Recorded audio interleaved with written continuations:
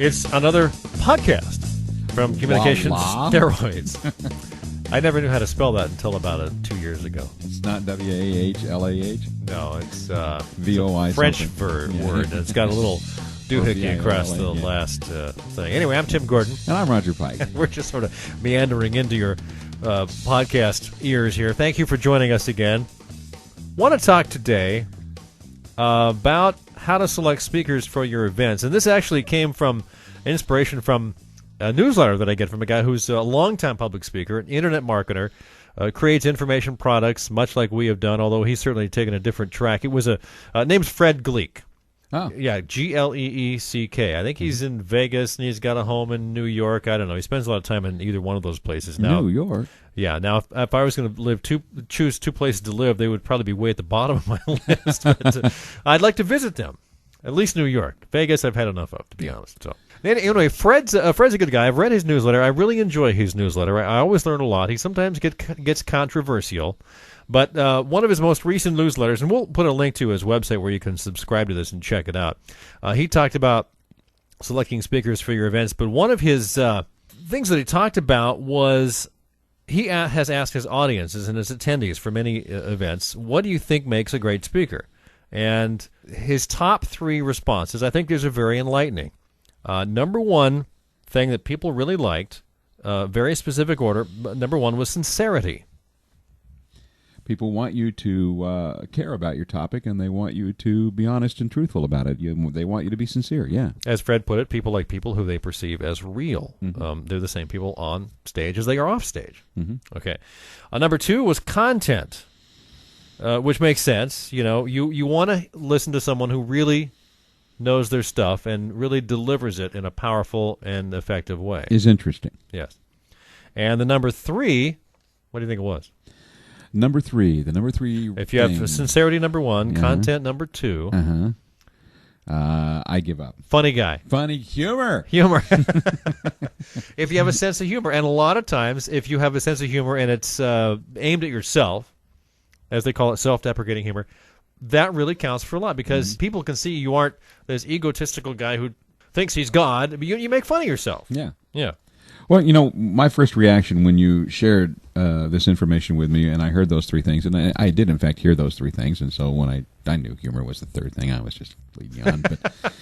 But when you shared them with me, my first reaction was, yes, but. Would you like to hear what the but is? I would. Yeah. Yes, those three things are important, and yes, when you're talking about choosing a speaker and selecting a speaker, you want a speaker who exhibits those three things, but they are important only in the context of technical competence. What I mean to say is you can be the funniest guy in the world, or you can know your stuff completely, or you can care a lot about your stuff and be completely honest about it. But if you're not any good, if you haven't mastered the technical craft of speaking, none of that matters.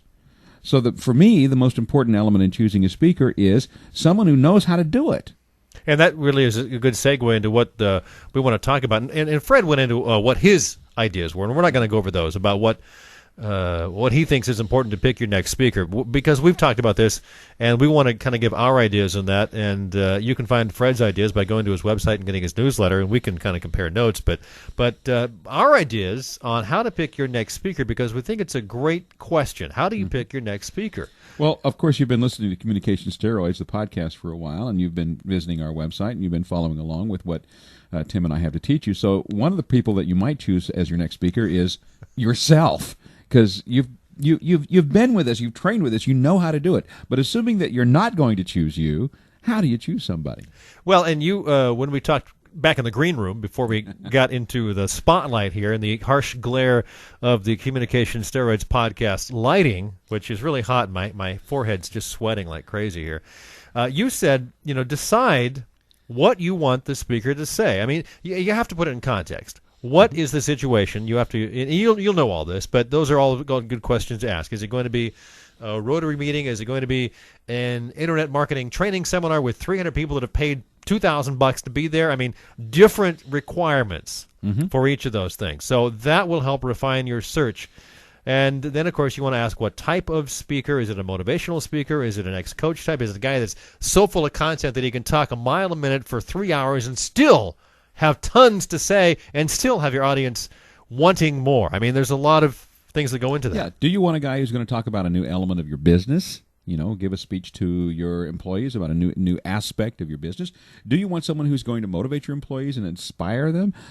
Is it an awards ceremony and you want someone to give the after-dinner speech and who's just humorous and can carry a half hour's worth of digestive kind of public speaking? Do you want a guy that's going to come along and train you on a very specific thing, like how to deal with media in crisis situations? Exactly. Yeah. I mean, and once you have decided what you want the content of the speech to be, that will refine your search, and that will point you in the direction of who you want to do it. And so then you go to find out who those people are, and you can go online. You can obviously ask anybody that you know that is in that world of speakers. Mm-hmm. You look for referrals, look for testimonials.